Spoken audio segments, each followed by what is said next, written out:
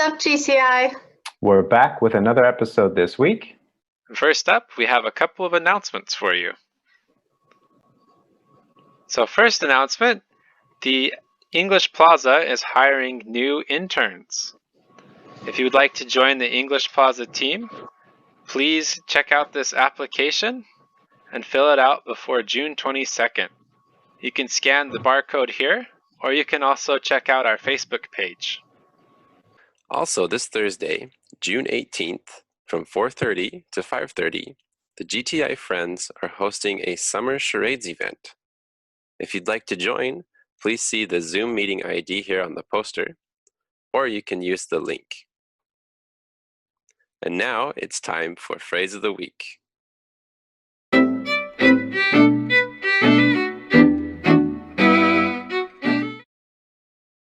Okay, so the phrase of the week this week is get a second wind. We use this phrase when we get a new strength or energy after a time of being very tired or doing very little. So basically, we use it when we've been doing something for a long time and maybe we feel like quitting, but instead we get more energy and continue on. It can be used both for something that is physically tiring, like exercising, or something that is mentally tiring, like schoolwork. So you might hear something like, I almost quit the bike race 1 kilometer from the finish line, but seeing the finish line gave me a second wind. Here we're using the verb gave because something else motivated me to keep going and continue. Or also, I hadn't written any sentences for my essay in 2 hours. But suddenly I got a second wind and finished the whole thing in 30 minutes. So the next time you suddenly get a new burst of energy to work on something, you can say that you got a second wind. See you next time on Phrase of the Week.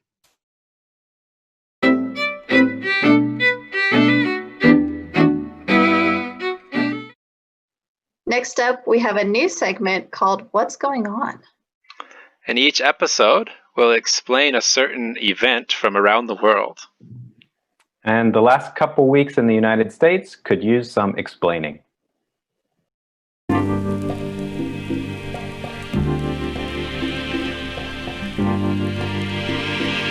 Hello, and welcome to our very first episode of What's Going On?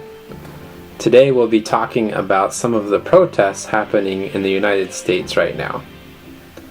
Now, you might have seen some of the protests, and even some of the riots, in the news or on TV lately.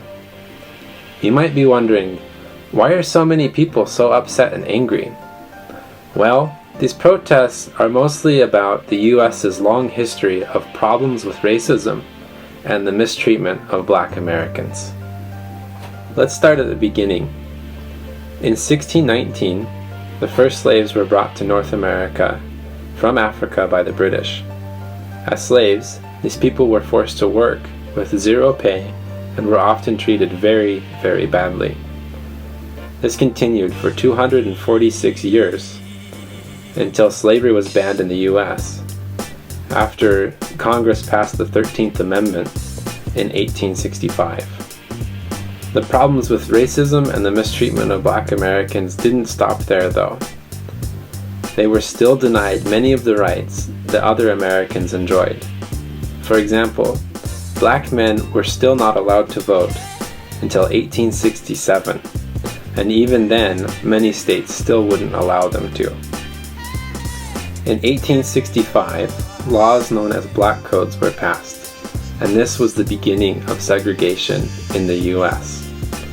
Segregation is the forced separation of Black and white people in schools, housing, public spaces, professional offices, and even small things like phone booths or drinking fountains.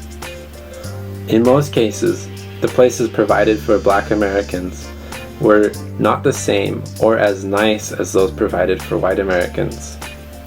For example, Black schools often received less money from the government and would often not have enough supplies for their students, for example, textbooks. Although segregation was outlawed in 1964, and the US has made some progress, there are still a lot of problems with discrimination and what is known as structural racism. Structural racism is when the systems of government and society work in a way that disadvantages one group of people to the benefit of another. For example, when a black mother gives birth in the US, the risk of her baby dying, or herself, is twice as high as that for a white mother. This is typically because black Americans often don't have the same access to medical care as many white Americans do. Another area where structural racism can be seen is in law enforcement, and the differences in the way that white and black people are treated by the police. For example, if a black person and a white person commit the exact same crime, the black person has a much higher chance of being arrested for it and is also more likely to have a more severe punishment simply because of the color of their skin. This is clearly wrong, and this is what people want to change in the US. Furthermore, when black people are stopped by the police, they are far more at risk of being killed than a white person is. The most recent incident, and the one that started the latest protests, was the death of a man named George Floyd. When the officers arrested Mr. Floyd, one of them put his knee on Mr. Floyd's neck while he was lying on the ground for more than 9 minutes. Mr. Floyd told the officers that he couldn't breathe, but they didn't stop, and Mr. Floyd died as a result. This case isn't the only time this kind of thing has happened. Many black people have been killed in similar situations, often even when they haven't broken any laws or done anything wrong. Too many times, the people that were killed were just children, as young as 7 years old. This is why people are protesting. They want justice for all people in the US and in all of the world. If you're interested in this topic and would like to learn more about it, be sure to check out the links in the video description below. Thank you for joining us for our first episode of What's Going On?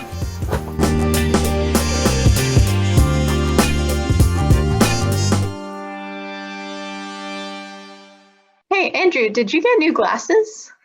Oh, actually, I've had these for a while now. They're blue light cutting glasses. They help with eye strain. Oh, it sounds like a good idea. Last up, we've got Stephanie to give us some tips on how to avoid eye strain.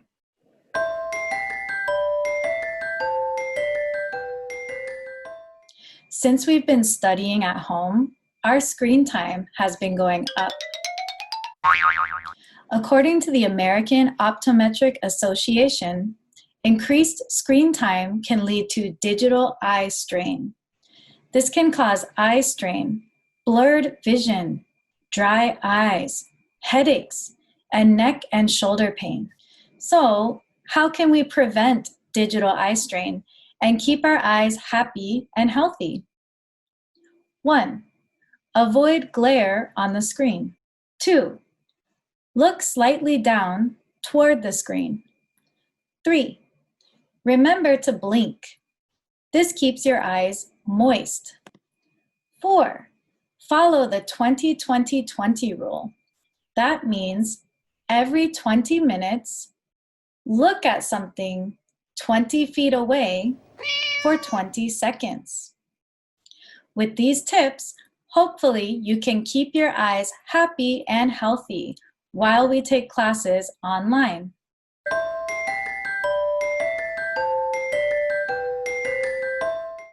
Well, that's all we have time for this week. Don't forget to check out the GTI Friends event on Thursday. And if you're interested, don't forget to fill out that application form for the English Plaza. See you next time.